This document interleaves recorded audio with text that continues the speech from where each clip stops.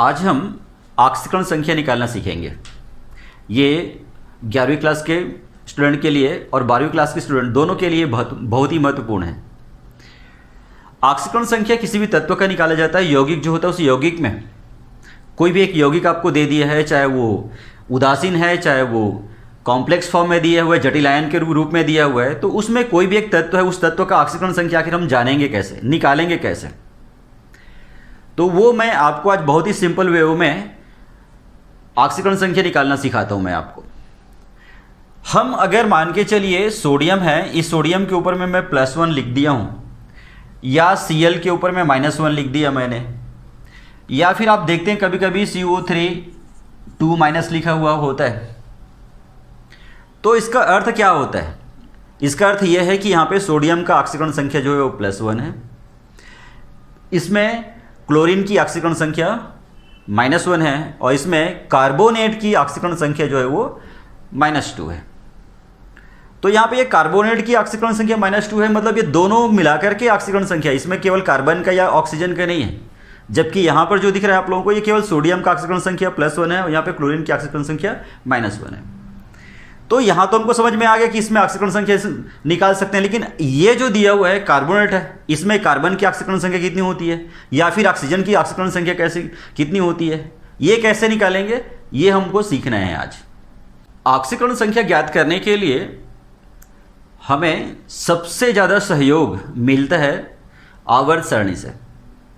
आवर्त सारणी जो है उसके द्वारा हम आसानी से किसी भी तत्व का ऑक्सीकरण संख्या ज्ञात कर सकते हैं। सबसे पहली बात तो ऑक्सीकरण संख्या निकालना हो तो आपको आवर्त सारणी का ज्ञान होना बहुत जरूरी है।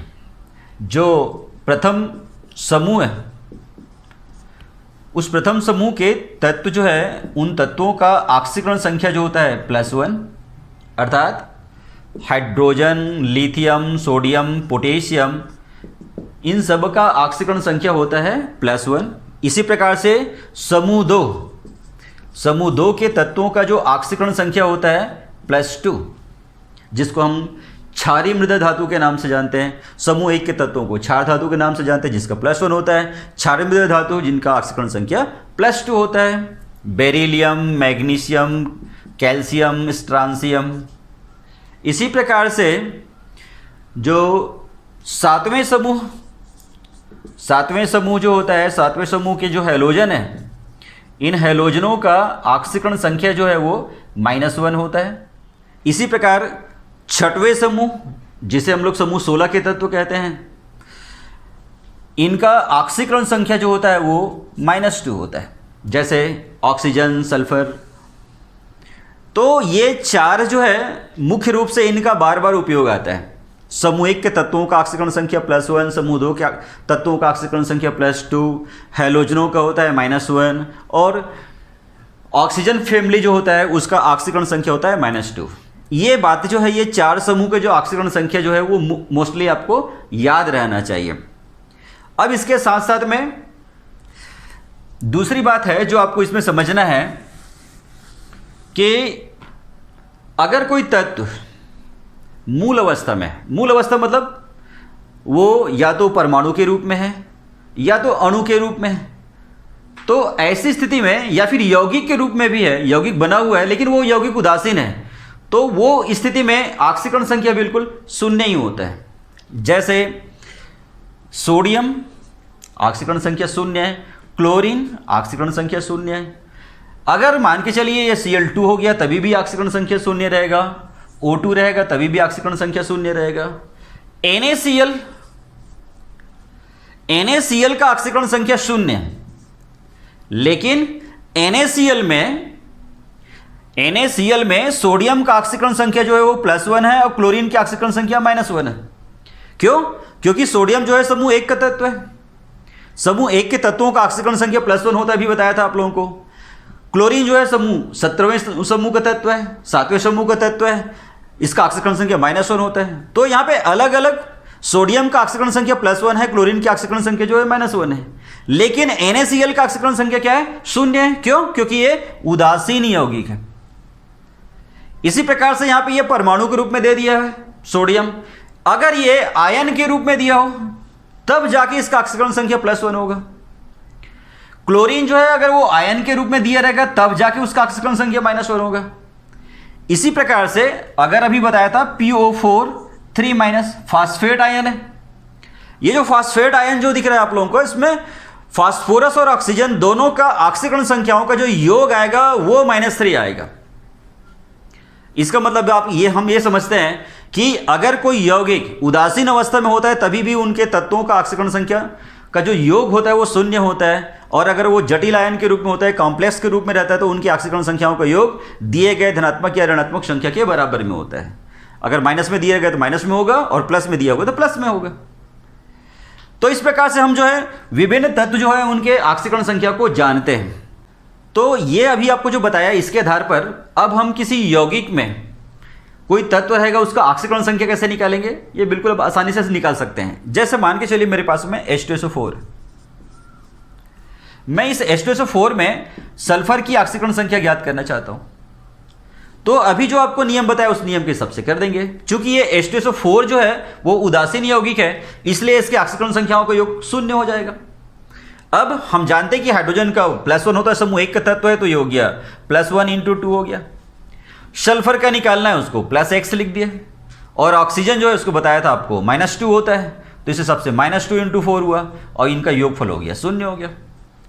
तो इस हिसाब से इसको सॉल्व कर देते हैं। 2 × 1 = 2, धन x ऋण 8 = 0, तो इस हिसाब से हो गया x - 6 = 0 या x = 6।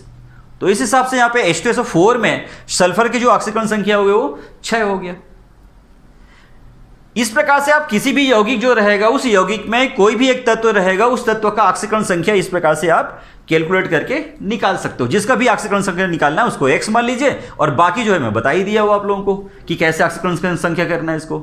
समूह 1 का है तो +1, समूह 2 का है तो +2 हो गया, ऑक्सीजन वाले फैमिली का हो गया -2 हो गया, हेलोजन फैमिली का हो गया तो -1 हो गया।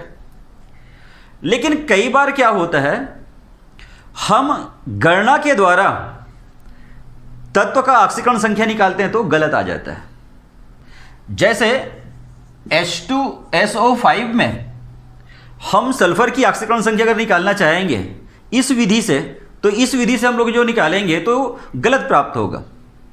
कैसे देखें, जैसे ये हाइड्रोजन को हो गया +1 × 2, सल्फर को हो गया x, ऑक्सीजन को हो गया 2 × 5 बराबर हो गया ये 0, क्योंकि ये उदासीन यौगिक है। तो यहां पर देखते हैं तो 2 + x - 10 = 0, या x - 8 = 0, या x = 8। तो यहां पर सल्फर का जो ऑक्सीकरण संख्या जो दिख रहा है आप लोगों को 8 दिख रहा है, जबकि हम जानते हैं कि सल्फर जो होता है उस सल्फर के संयोजी कोष में 6 इलेक्ट्रॉन है, तो सल्फर के ऑक्सीकरण संख्या जो है मैक्सिमम 6 हो सकता है। तो ऐसे कभी भी कोई यौगिक आए जिसमें उसकी ऑक्सीकरण संख्या जो है उसके संयोजी कोष में उपस्थित होने वाले इलेक्ट्रॉनों की संख्या से ज्यादा आ जाए, तो समझ लेना कि इसका ऑक्सीकरण संख्या जो कैलकुलेशन से आया वो गलत है। उसका वास्तविक ऑक्सीकरण संख्या जो है वो अधिकतम इलेक्ट्रॉनों की संख्या के बराबर में होता है। तो एग्जाम में हमेशा इसी प्रकार के क्वेश्चनों को पूछा जाता है जिसमें हम फंस जाते हैं कि वास्तव में उसकी ऑक्सीकरण संख्या जो दिए गए तत्व है उसकी ऑक्सीकरण संख्या क्या है। हमको ऐसे लगता है कि भाई इसमें सल्फर की ऑक्सीकरण संख्या +8 है, ये गलत है। वास्तव में सल्फर की जो ऑक्सीकरण संख्या होता है वो +8 ना होकर के +6 है यहाँ पे। इसी प्रकार से और भी बहुत सारे यौगिक हैं जिनमें आपको लगेगा इस विधि से बनाने से कि जो ऑक्सीकरण संख्या निकाल रहा हूं वो सही है करके, लेकिन वास्तव में वो गलत होता है। तो ऐसे ही हम लोग आखिर इसके लिए फिर हम क्या करें, ये सब जो हमको परेशानी आएगी उन परेशानियों को हल कैसे करें, तो उसके लिए कुछ विशेष और बातें हैं जिनको आपको जानना जरूरी है। जैसे उदाहरण के लिए भी मैंने बताया कि हाइड्रोजन का ऑक्सीकरण संख्या +1 होता है समूह 1 होने के कारण, लेकिन ये हमेशा +1 नहीं होता है। जब ये किसी धातु के साथ जुड़ करके हाइड्राइड बनाता है, जैसे उदाहरण के लिए सोडियम हाइड्राइड हो गया, लिथियम हाइड्राइड हो गया, या बेरिलियम हाइड्राइड हो गया, इसमें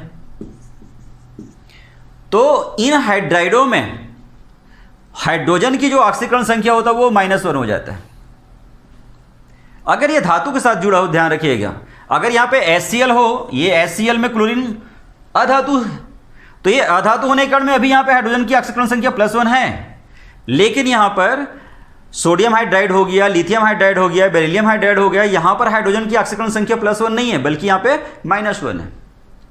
क्यों? कारण यह है कि हम जानते हैं सोडियम जो है वो सोडियम का ऑक्सीकरण संख्या +1 है। अब यहाँ पे हाइड्रोजन का ऑक्सीकरण संख्या -1 होगा तभी तो 0 होगा, क्योंकि दोनों का ऑक्सीकरण संख्याओं का योग क्या होना चाहिए? 0 होना चाहिए, क्योंकि ये उदासीन है। इसी प्रकार से जैसे मैंने आप लोगों को ऑक्सीजन के बारे में बताया, ऑक्सीजन का ऑक्सीकरण संख्या बताया था आप लोगों को -2 है, लेकिन यह हमेशा -2 नहीं होता है। जैसे अगर ऑक्सीजन जो है वो परऑक्साइड बना रहा हो, परऑक्साइड जैसे हाइड्रोजन परऑक्साइड हो गया, यहां पर आप लोग जब देखेंगे तो हाइड्रोजन परऑक्साइड में ऑक्सीजन का जो ऑक्सीकरण संख्या जो आपको मिलेगा वो -1 मिलेगा। देखिए कैसे, हाइड्रोजन जो है इसमें इसका 1 है, 1 गुना 2, ऑक्सीजन का हम लोग निकालना चाहते हैं x × 2 = 0, तो यहाँ पे 2x = -2 यानी x = -1 हुआ। क्यों? क्योंकि ये उदासीन है, उदासीन होने के कारण में इनका ऑक्सीकरण संख्याओं का योग 0 आ रहा है। तो हाइड्रोजन जो है उसको तो +1 है, क्योंकि ऑक्सीजन जो है धातु है, नहीं भी बताया मैं आप लोगों को, धातु के साथ जुड़ेगा तभी उसका -1 होना है। ऑक्सीजन तो अधातु है, तो यहाँ पे इसका +1 हुआ। तो ये +1 के हिसाब से अगर हम लोग कैलकुलेट करके देखते हैं तो इसमें ऑक्सीजन की जो ऑक्सीकरण संख्या होता है वो -1 है। इसी प्रकार से OF2 में हम लोग अगर देखते हैं तो OF2 में जो है यहाँ पर ऑक्सीजन की जो ऑक्सीकरण संख्या जो है वो -2 है, +2 है, -2 होने के साथ में के स्थान पर यहाँ पे +2 हो गया है।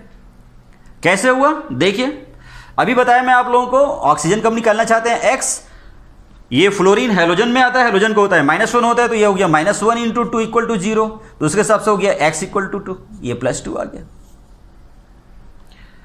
तो इसी प्रकार से जब तक आप इन छोटी छोटी बातों को नहीं जानेंगे तब तक आपको लगेगा कि जो कैलकुलेशन है मैं निकाल रहा हूँ, उस कैलकुलेशन से जो निकाला हूँ, जो नियम है, शुरू के जो नियम हैं उनको मैं जान लिया हूँ, उनकी बारीकियों को मैं समझ गया हूँ, उसके बाद में करूँगा, ऐसा नहीं होता है।